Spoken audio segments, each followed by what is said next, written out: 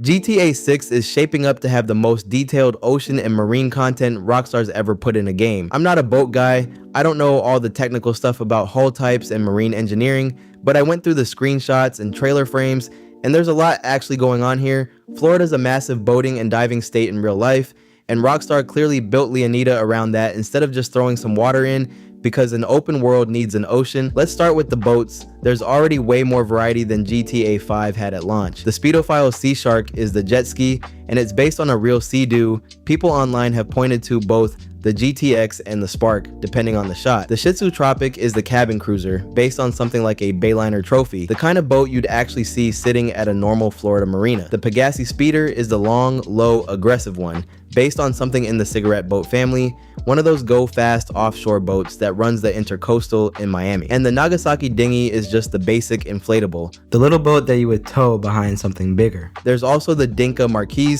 which is a full sailboat, so we're not just talking motorboats here. There's an actual sailing class too. I'm not going to pretend I can verify every exact model down to the trim level, but the pattern is obvious. These are real categories of boats that exist in Florida right now, not some made-up fantasy boat lineup. And it's not just the boats themselves. There's apparently a specific dive boat that showed up all the way back in the original 2022 leaks, with a full interior you could actually see, oxygen tanks stored on board, a life ring, actual seating laid out like a real charter dive boat. That's been in the pipeline since before we even had a real trailer, which tells you diving wasn't some idea they added late. It was baked into the world from the start. And here's a detail I actually didn't know about until I dug into this, and it's actually pretty cool. Boats use the same colored light system as airplanes at night, red on the left side, green on the right, and it exists for the same reason it does with planes, so you can instantly tell which way something's heading just from the color you're seeing. See a red light, you're looking at the boat's left side, it's heading away in that direction. See green, it's the opposite side. See red and green together, that boat's pointed straight at you, which is the one situation you actually want to clock fast. That's the whole system. If Rockstar's modeled this correctly on their boats, and they clearly did it right with the planes already, that's the kind of detail nobody consciously notices. It just makes nighttime water scenes feel right without anyone knowing why. Now the water itself, and this is the part that actually stood out to me most. Official screenshots have shown a real underwater coral reef environment, not just blue fog. One screenshot shows sea turtles, an eel, and a bunch of reef fish near a diver with actual coral structures around them rather than an empty seafloor. Compare that to GTA 5, where underwater was just a hazy blue void with a shark model copy pasted a couple times, and it's a massive jump. And this actually lines up with real geography, which I think makes it even better. Florida's home to the only living coral barrier reef in the entire continental United States. It runs along the Keys, and there's an actual state park down there, John Pennekamp Coral Reef State Park, that's basically built around people diving and snorkeling that exact reef system. So when people say Rockstar modeled a coral reef for the Leonida Keys, they're not just making up an aesthetic, they're recreating a real specific type of ecosystem that only exists in that one part of the country. That's the kind of detail that tells you someone actually went down there and looked at it instead of just Googling generic tropical reef photos. People have actually gone through and counted the wildlife sightings across every trailer and screenshot release so far, and there's at least 27 confirmed sightings of sharks, dolphins, eels, or sea turtles. That's Rockstar treating ocean life as a real, recurring part of the world, not a background afterthought. Bull sharks and tiger sharks are patrolling deeper water, both genuinely aggressive real species, not some fantasy design. Dolphins and turtles are showing up in the calmer shallows. And this isn't confirmed, but closer to the reefs, we may be seeing parrotfish and barracuda in the mix too. The diving mechanics look like a full system, not a one-time gimmick. Standard scuba gear gives you about 20 minutes of air before you need to surface. There's also an upgraded rebreather that removes that time limit entirely, so you can stay under as long as you want. The diving suit itself is customizable too, camo for stealth, thermal layers for colder water, and even extra protection specifically built to reduce shark bite damage, which tells you sharks aren't just ambient wildlife, you're expected to actually prepare for running into one. And there's a real reason to go diving beyond sightseeing, because underwater treasure hunting looks like a genuine built-out activity.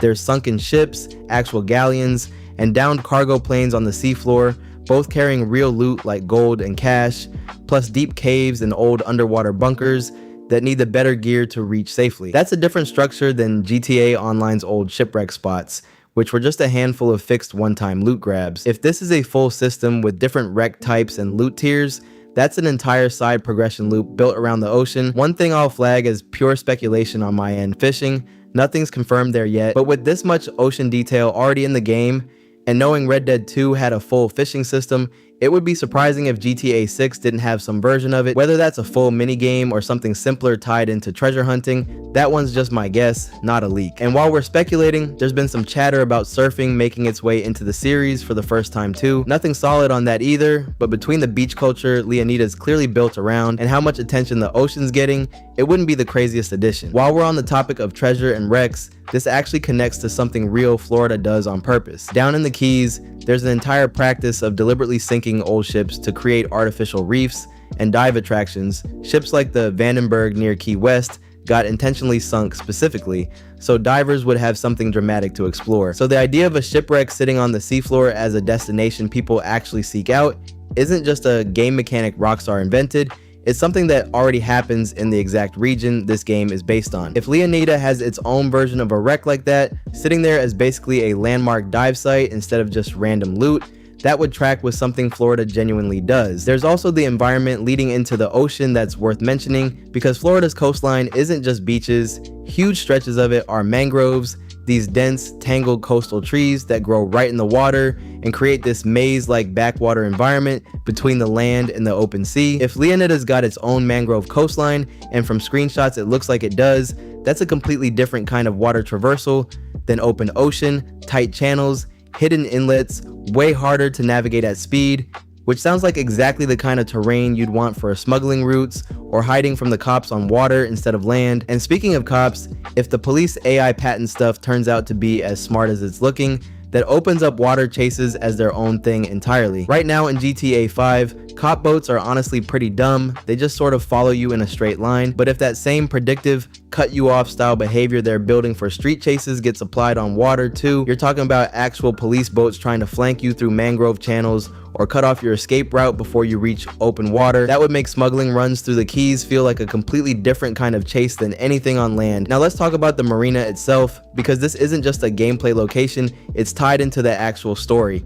Brian's Boat Works and Marina shows up in the second trailer, and it's not just set dressing, it's the base for a character named Brian Heater's drug smuggling operation, running as a front through a legitimate looking boat repair and storage business with his wife Lori and a couple other characters working there too, including Jason. So the marina isn't just a place you go rent a boat, it's actually woven into the criminal side of the story, which tells you the ocean isn't just a recreational activity layer, it's part of the actual plot. There's also been speculation, and I want to stress this part is genuinely just speculation, about whether you'll be able to customize boats the way you customize cars. People noticed shop and marina branding scattered through the trailers and started connecting dots, but there's no solid confirmation either way yet, so take that one as a maybe, not a leak. It's also worth remembering Rockstar's already proven they can build genuinely deep underwater tech, because GTA Online already has the Kosatka, the submarine you use as your base for the Cayo Perico heist. That thing already had you controlling a full submersible,